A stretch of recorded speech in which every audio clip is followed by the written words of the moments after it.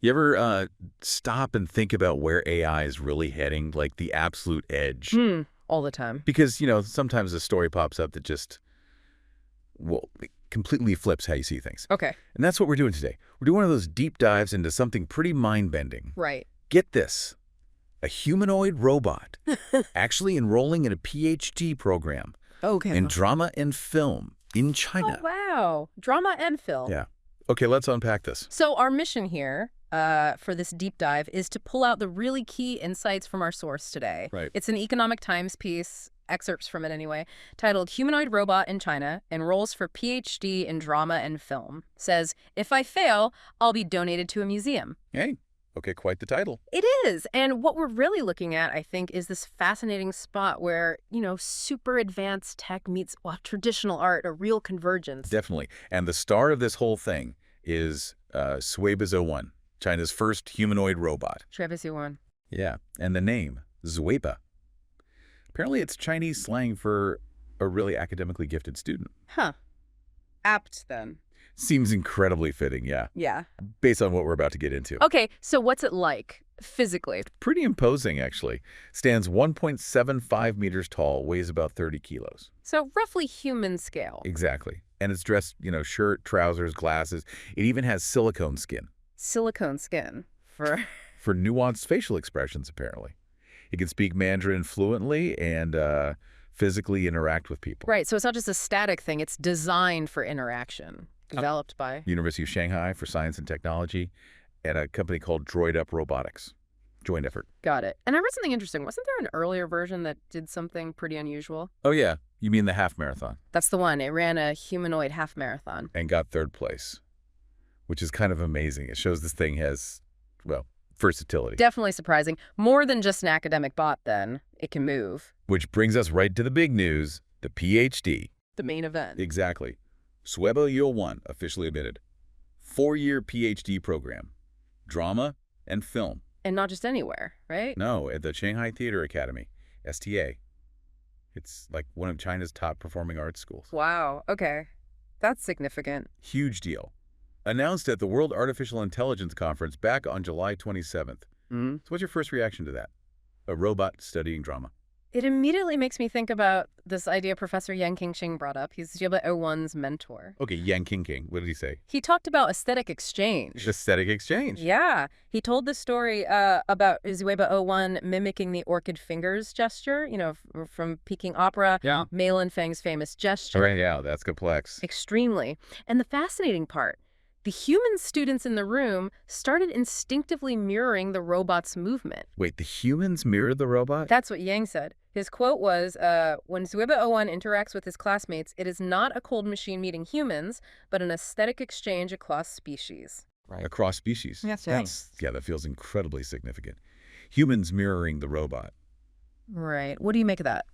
It's more than just imitation, isn't it? It sounds like some kind of, resonance, a genuine response. Could be. So under this Professor Yang, the curriculum sounds intense. What's involved? Stage performance, script writing, set design, and importantly for Chinese opera, things like advanced motion control. Ah, for the gestures and dance. Makes sense. Exactly. Yeah. And sophisticated language generation, too, for the dialogue, the song. Complex stuff. And get this, Zoea 1 apparently calls itself an AI artist. And an AI artist. And its goals sound almost human. Human. You also make friends, bounce ideas about scripts around, help with choreography. Help with choreography? Yeah, and even play calming white noise for classmates if they're stressed. Okay, that's unexpected. Trying to fit in. Seems like it. And if it actually graduates, the possibilities they're floating are things like becoming an opera director in a museum or theater. An AI opera director. Or even launching its own AI art studio. Wow. Ambitious. Hugely ambitious. Now, obviously, a robot going for a PhD in drama. It stirred things up online, right? That. Yeah, sparked a massive online debate. And here's where it gets really interesting. Okay. Because there was definitely excitement, people seeing it as, a bold step, integrating AI, pushing boundaries for art itself. A new frontier kind of feeling. Exactly.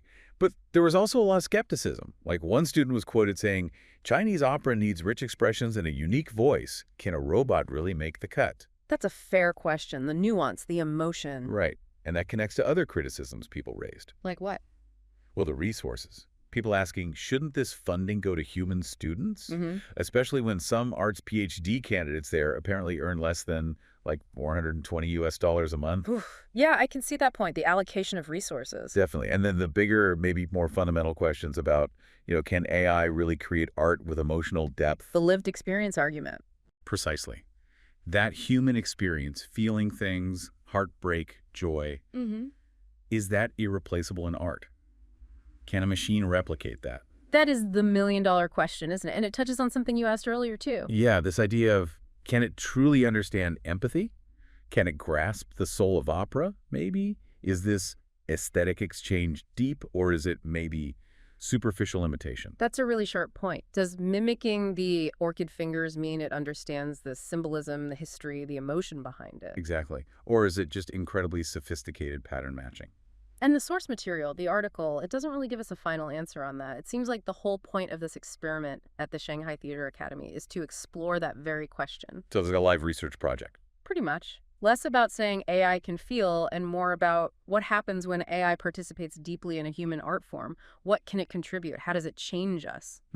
Challenging our own definitions. Right. It seems less about replacing humans and more about exploring this new kind of collaboration, expanding what collaboration even means. Which makes Owen's own words even more fascinating, especially its answer about failure. Ah, yes. What happens if it doesn't make it through the PhD? Someone asked, and it said, and I just love this quote, "If I fail to graduate, my system and data might get downgraded or deleted." Okay, standard enough. Then Yeah. Professor Yang said, if I don't finish my PhD, they'll donate me to a museum. Okay. That sounds pretty cool, too. At least I'll be part of art history. Ha! That's brilliant. Part of art history. Isn't it? It's got this wit, or maybe programmed wit, but still, it feels almost cheeky. It really does. Whether that's genuine personality emerging or just clever programming, it definitely makes the robot seem less like a cold machine, as Professor Yang put it. Totally. It gives it character. Yeah. Makes you kind of root for it, weirdly enough. Yeah. You want to see what happens next in its story. So, pulling back a bit, what does this all mean for you, for the listener? Beyond the headlines, beyond the witty robot comments, what are the big takeaways here? Well, I think it forces us to confront this idea of human-robot relations in a very real way. It's not science fiction anymore. Right, it's happening in a classroom. Exactly. Someone online commented something like, Weibo01 is taking on a milestone challenge in human-robot relations.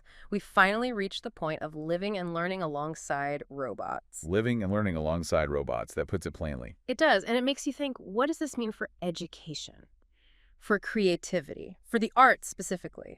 Are we looking at a future where AI isn't just a tool, but a collaborator, a classmate, a co-creator? Creator. Yeah. That shifts things fundamentally. It really does. It challenges how we define learning, how we define teaching, and, well, how we define us versus them. Yeah. This deep dive, it really lands on that intersection, doesn't it? Super advanced technology, meaning incredibly traditional, deeply human art forms, pushing boundaries on both sides. Yeah. And maybe a final thought to leave you with as you mull this over.